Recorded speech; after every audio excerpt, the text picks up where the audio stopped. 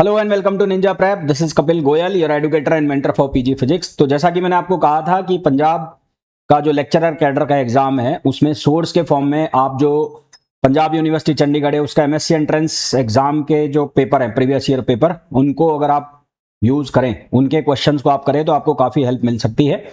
और मैंने आपको ये भी कहा था कि मेरे पास कुछ वीडियोज़ पड़े हैं पहले के, जिनको मैं आपके लिए अपलोड कर दूंगा। तो अभी मैं ये वीडियो अपलोड कर रहा हूँ और होपफुली ये जो वीडियो है इससे आपको काफ़ी अच्छी खासी हेल्प मिलेगी। क्वेश्चंस आपको जो रिलेवेंट मिलेंगे आपके एग्जाम के, तो क्योंकि ये भी एक तरह से PYQs ही हैं तो इनको भी ध्यान से देखना, इनके सॉल्यूशंस को भी ध्यान से देखना। वीडियो पुराने हैं पर समझ में आपको आ जाएंगे, है ना। तो और प्लीज़ वीडियो को लाइक ज़रूर कर देना, चैनल को सब्सक्राइब ज़रूर कर देना। हमें गिवन है, उस क्वेश्चन में हमें बोला गया है कि मोमेंटम हमें बताना है। किसके लिए बताना है? वन डायमेंशनल बॉक्स के लिए बताना है और सेकंड एक्साइटेड स्टेट के लिए बताना है। तो इस तरह के जो क्वेश्चन है फॉर्मूला बेस्ड क्वेश्चन होते हैं। ये क्वेश्चन आप तब तक नहीं कर सकते जब तक आपको इनके फॉर्मूला नहीं आते।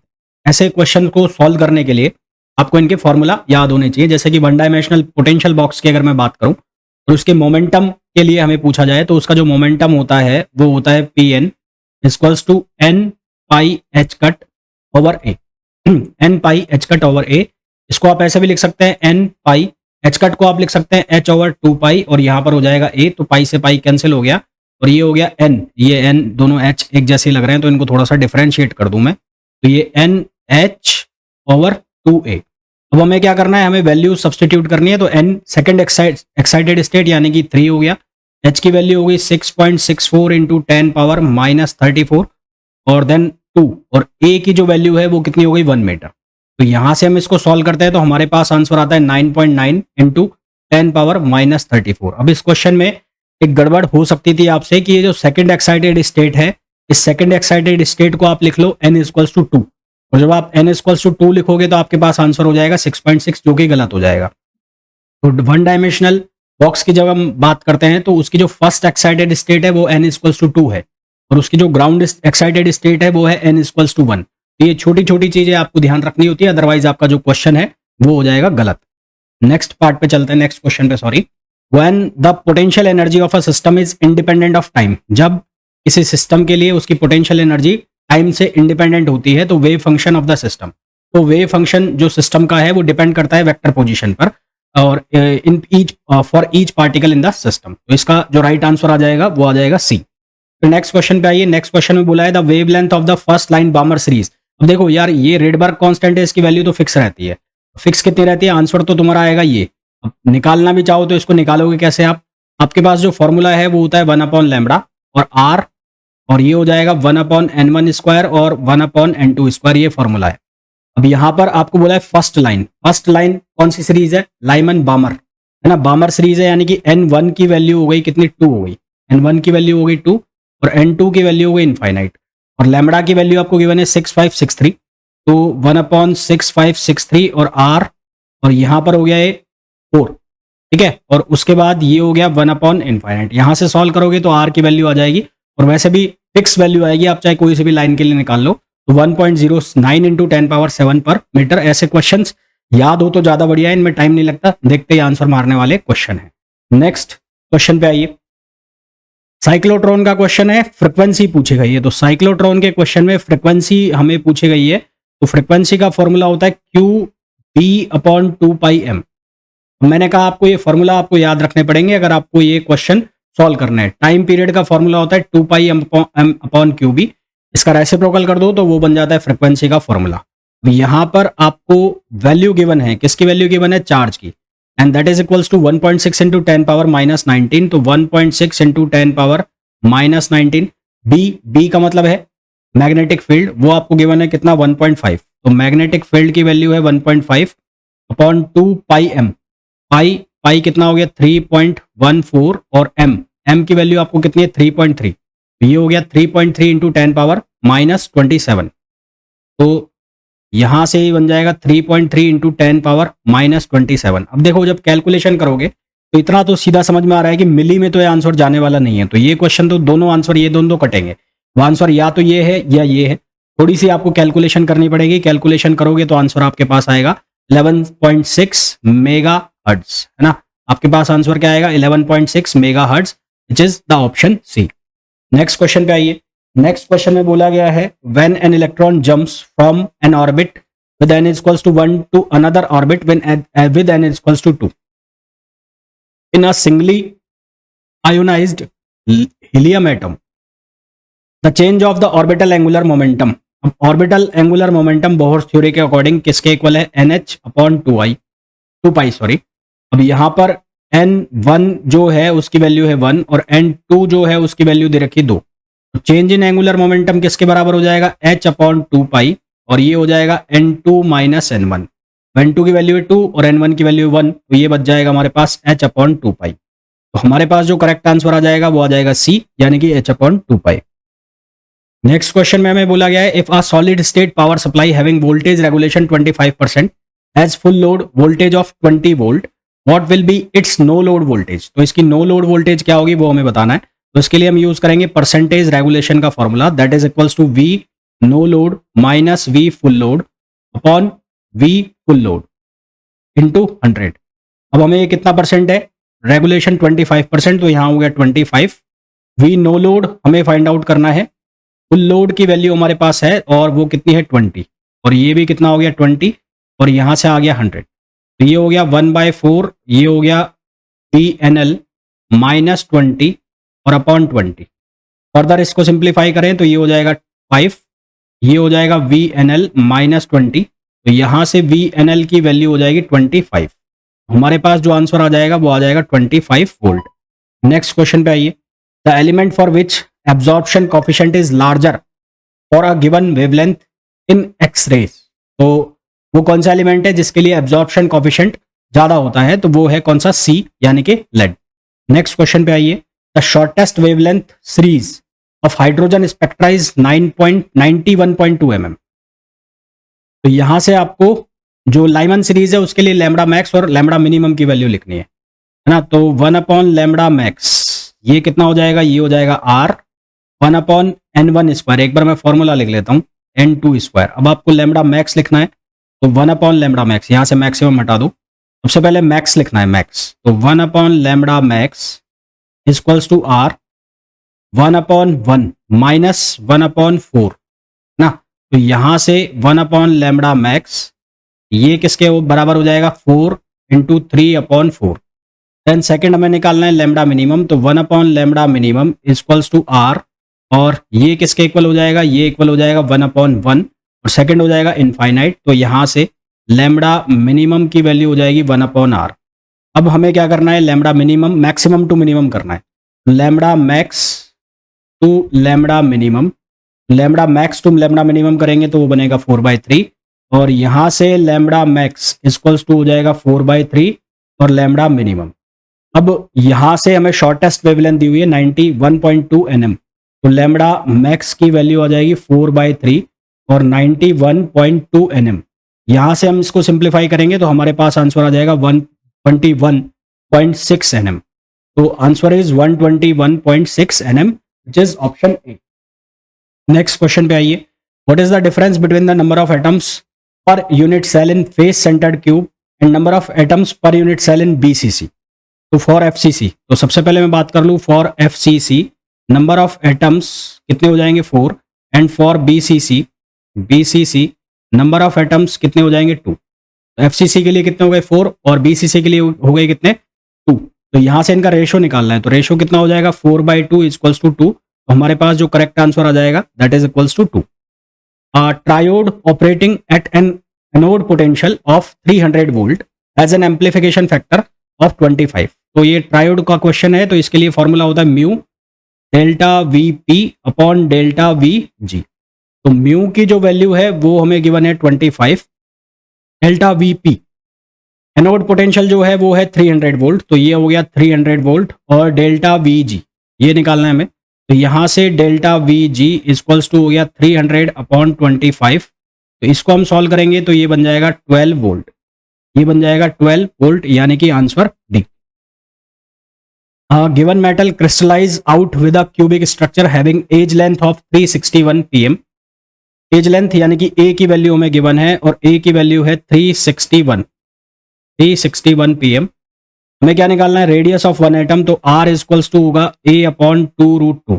तो यहां से ये बन जाएगा 361/2√2। इसको हम सिंप्लीफाई करेंगे तो आंसर आ जाएगा 127 pm, which is option A. तो करेक्ट आंसर आ गया हमारे पास option A. Ratio of close packed atom to tetrahedral holes. Close packed atom का जो नंबर ऑफ एटम्स होते हैं वो कैसे निकालेंगे हम, वो निकालेंगे 8 इंटू 1/8, जो हमारे बेसिक फॉर्मूला होता है बेसिकली 6/2, ये आ गया 4। और टेट्राहेड्रल के लिए टेट्राहेड्रल्स होल्स वो होते हैं कितने, 8। तो रेशियो कितना हो जाएगा 4/8, और 4/8 के अकॉर्डिंग आंसर आ जाएगा 1/2, यानी कि ऑप्शन सी। नेक्स्ट क्वेश्चन पे, Fermi energy maximum energy possessed by an electron at 0 kelvin, यानी कि option C. The ratio of longest wavelength and the shortest wavelength observed in the 5 spectral. अब देखो ये बायस्ड क्वेश्चन है, अब यहाँ पर 5 स्पेक्ट्रल सीरीज से समझ में आता है कि जो 5th वाली सीरीज है उसकी बात हो रही है, और इसमें आंसर एक भी सही नहीं है। हालांकि मैं बता देता हूं आपको करना कैसे। तो 1/λ max equals to r 1/n1 square minus 1/n2 square. सबसे पहले तो आपको 5th सीरीज के लिए बात हो रही है, तो फॉर 5th सीरीज है ना, फॉर 5th सीरीज आपको मैक्सिमम जो वेवलेंथ मिलेगी वो कब मिलेगी, जब n1 की वैल्यू आप रखोगे कितनी 5, और n2 की वैल्यू आप रखोगे 6। और मिनिमम वैल्यू आपको कब मिलेगी, जब n1 की वैल्यू आप रखोगे 5 और n2 की वैल्यू रखोगे आप इनफाइनाइट। तो इस तरह से आपको मैक्सिमम और मिनिमम वेवलेंथ मिल जाएगा, उसका रेशो आपको निकालना है। पर यहाँ पर आंसर एक भी सही नहीं है, आंसर सारे गड़बड़ है। तो इसको जब आप सॉल्व करोगे तो यहाँ से lambda max upon lambda minimum का जो आंसर आएगा वो आएगा 36/11। तो ये आंसर आएगा। हालांकि इसमें जो ऑप्शंस दिए गए हैं वो सारे गड़बड़ ऑप्शंस है। नेक्स्ट क्वेश्चन पे आइए, the input and output resistance of common base transistor. तो कॉमन बेस ट्रांजिस्टर का जो इनपुट रेजिस्टेंस है, इनपुट रेजिस्टेंस वो तो होगा बहुत लो है ना, इनपुट रेजिस्टेंस होगा लो। और अगर हम आउटपुट रेजिस्टेंस की इसकी बात करेंगे तो वो होगा वेरी हाई। आउटपुट रेजिस्टेंस की बात करेंगे तो वो होगा वेरी हाई। तो आउटपुट रेजिस्टेंस बहुत हाई होगा, तो इसका मतलब ये कौन सा होगा, ये होगा रिवर्स बायस, ये होगा रिवर्स बायसिंग में।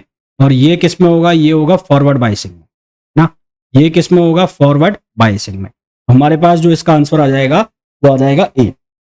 नेक्स्ट क्वेश्चन पे आइए, a compound is found by element A and B, the crystallized in the cubic structure when atom A are the corners of the cube and atom B are the centre of the body. The simplest formula of the compound is, simplest formula compound का बनेगा A B. Next question पे आइए, the thickness of depletion region is order of 10⁻⁻⁴ centimetre. ये याद करने वाले question है, सीधे सीधे याद होने चाहिए।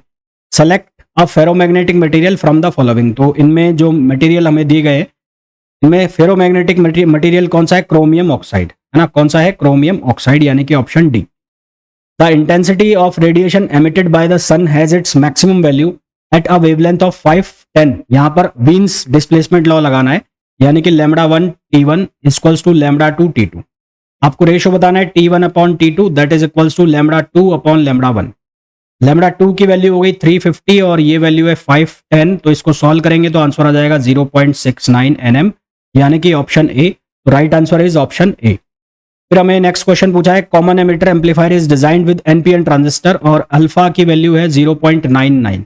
तो यहाँ वोल्टेज गेन पूछा है, तो वोल्टेज गेन हो जाएगा अल्फा और ये हो जाएगा RL/RI। RL का मतलब है लोड रेजिस्टेंस या आउटपुट रेजिस्टेंस। अल्फा की वैल्यू है 0.99 और ये हो गया 10/1, तो यहां से आंसर आ जाएगा 9.9 which is option D. Next question, the dominant mechanism for motion of a charge carrier in forward and reverse by silicon PN junction. तो फॉरवर्ड जो बायसिंग है उसमें होता है डिफ्यूजन और रिवर्स बायसिंग में होती है ड्रिफ्टिंग। तो करेक्ट ऑप्शन आ जाएगा इसका ए। नेक्स्ट क्वेश्चन पे आइए, द टॉर्क रिक्वायर्ड। तो टॉर्क का जो फॉर्मूला होता है कॉइल के लिए वो होता है NBIA। N मतलब हो गया नंबर ऑफ टर्न्स, वो हो गए 10, तो ये हो गया 10। अब सोलेनॉइड के लिए आपको लिखना है मैग्नेटिक फील्ड, उसकी वैल्यू होती है म्यू नॉट NI और एक आई ये है और ए। तो अभी ये वैल्यू रखते जाओ, ये 10 हो गया। म्यू नॉट की वैल्यू कितनी रख दोगे, 4π × 10⁻⁻7। फिर सोलेनॉइड में number of turns per unit length जो होते हैं वो गिवन है यहाँ पर 10⁻3। उसके बाद सोलेनॉइड में करंट कितनी है 3, तो ये हो गया 3। और ये जो टॉर्क के लिए स्मॉल सर्कुलर कॉइल में करंट जो है वो कितनी है 0.5 एम्पियर। तो ये करंट कितनी है 0.5 एम्पियर। और उसके अलावा इसका एरिया भी दिया हुआ है, तो एरिया कितना है 2 इंटू 10⁻⁻⁴। तो इसको हम सिंप्लीफाई करेंगे तो आंसर आएगा 12 पाई इंटू 10⁻⁻7, यानी कि option D.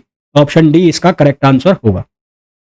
In a throttling process which of the following remain constant. तो थ्रॉटलिंग प्रोसेस एक हाईली इरिवर्सिबल प्रोसेस है और इसके अंदर एंथैल्पी कांस्टेंट रहती है। तो ये इरिवर्सिबल प्रोसेस है, इरिवर्सिबल प्रोसेस है जिसके अंदर एंथैल्पी क्या रहती है, कांस्टेंट रहती है। तो हमारे पास इसका आंसर आ जाएगा enthalpy of a particle confined 0 to L is given by. तो वेव फंक्शन जो हमें गिवन है, वेव फंक्शन है psi X equals to A X, ये हमारे पास वेव फंक्शन है। सबसे पहले तो नॉर्मलाइजेशन की कंडीशन लगा ले, क्योंकि यहां पर फंक्शन नॉर्मलाइज्ड है। तो नॉर्मलाइजेशन के लिए 0 से L के अंदर साई एक्स और psi conjugate, psi transpose conjugate X equals to 1 है ना।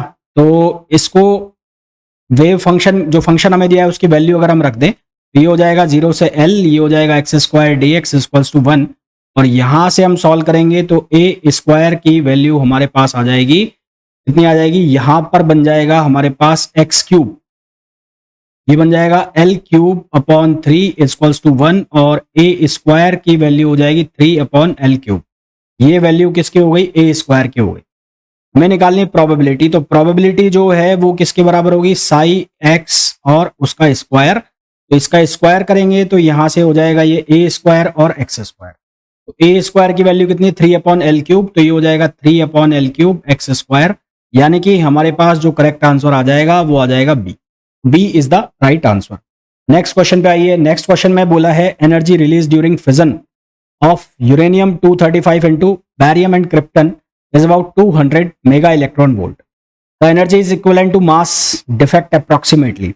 So since 1 AMU इक्वल होता है 931 मेगा इलेक्ट्रॉन वोल्ट, तो यहां से 1 mega electron volt equals to हो जाएगा 1/931 AMU। तो आपको इसके मास इक्विवेलेंट बताना है। तो यहां पर आपको जो एनर्जी गिवन है वो है 200 मेगा इलेक्ट्रॉन वोल्ट। तो इसको आपको कन्वर्ट करना है AMU में, 200/931, और ये हो जाएगा किसके अंदर, AMU के अंदर। आंसर हमारे पास आ जाएगा कितना, 0.215 AMU, 0.215 AMU, यानी कि option C.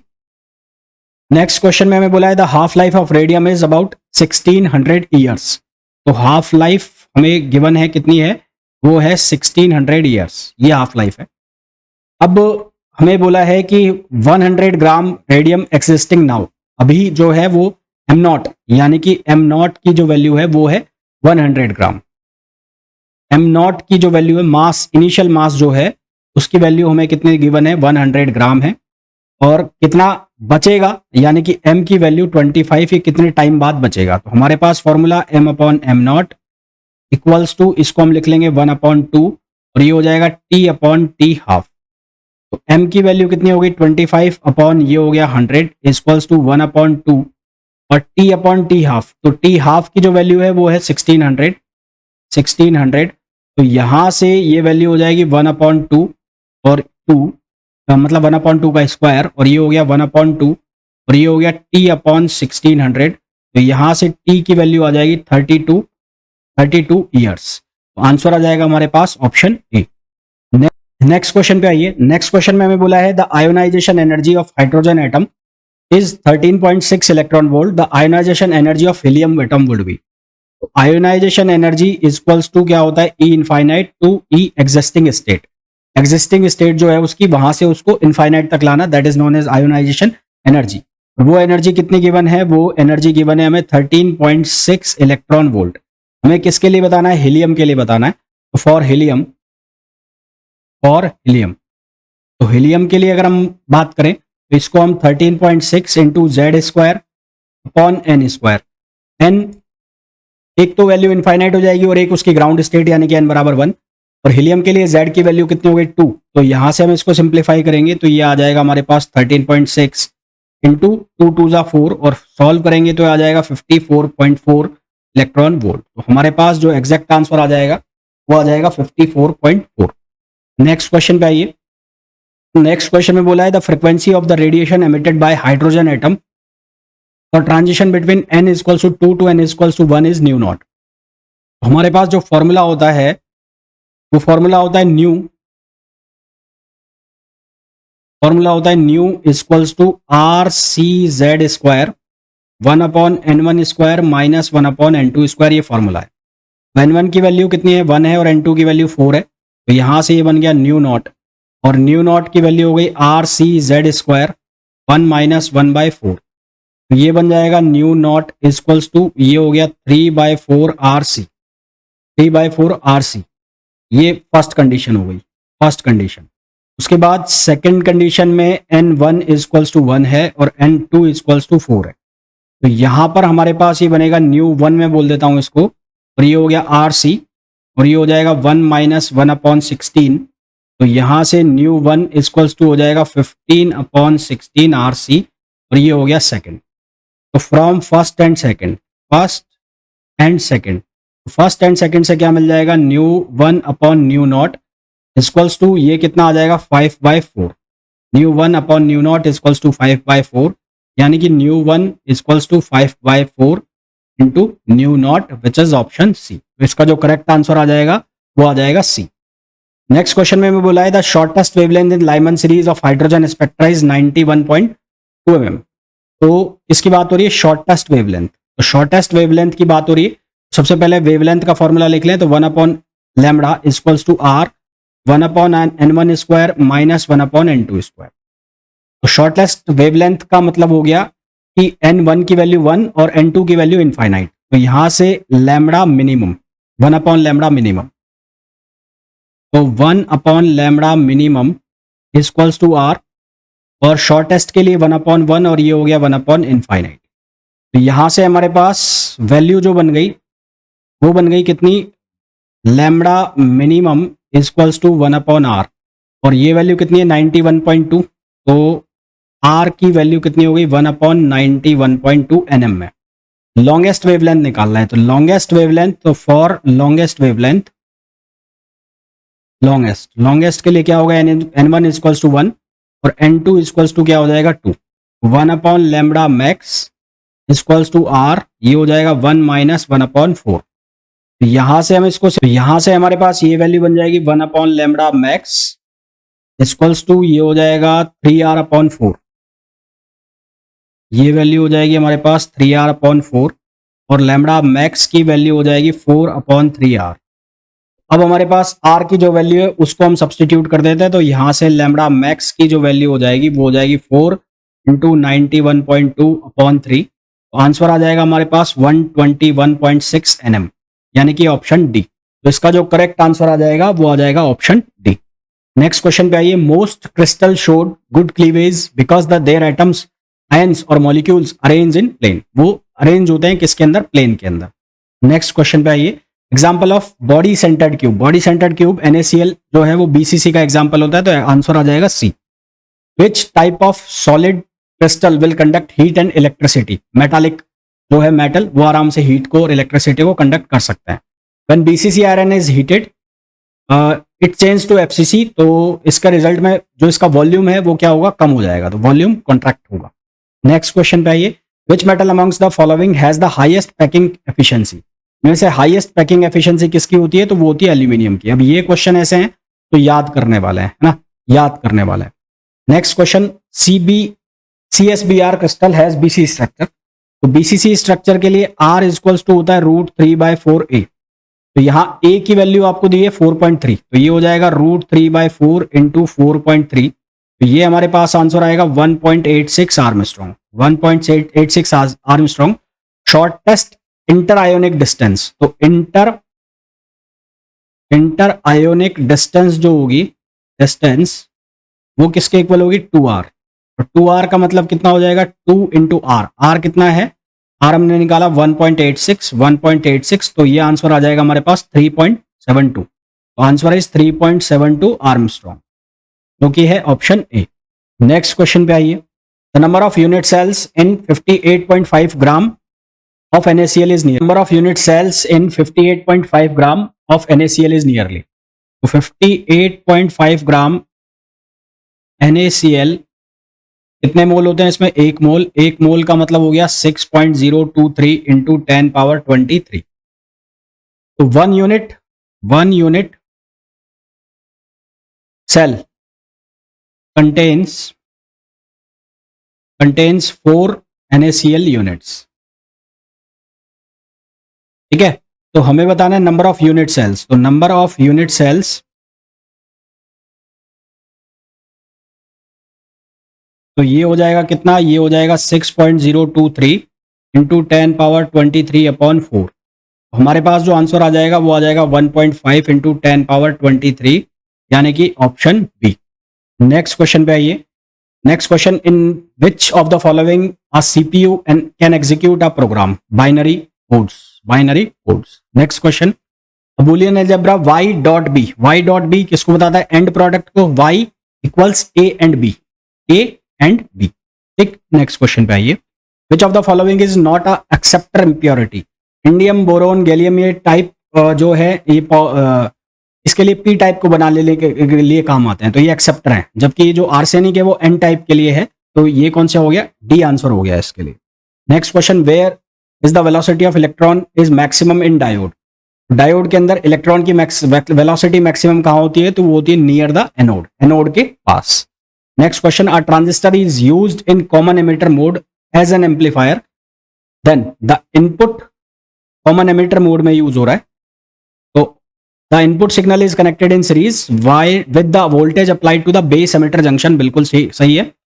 The base emitter junction is forward bias. तो ये दोनों ऑप्शन सही है, यानी कि ऑप्शन डी इसका जो है वो करेक्ट हो जाएगा.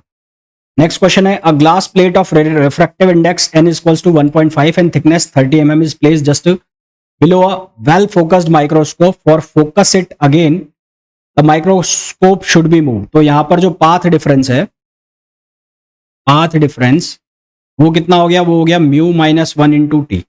ये हो जाएगा 1.5 -1 इंटू 30. हमारे पास जो आंसर आ जाएगा वो आ जाएगा 15 mm. Answer is 15 mm. Next question पे आइए. The device associated with voltage controlled capacitance is. Voltage controlled capacitance से जो डिवाइस एसोसिएट होता है वो होता है विरेक्टर डायोड. तो राइट आंसर इज बी.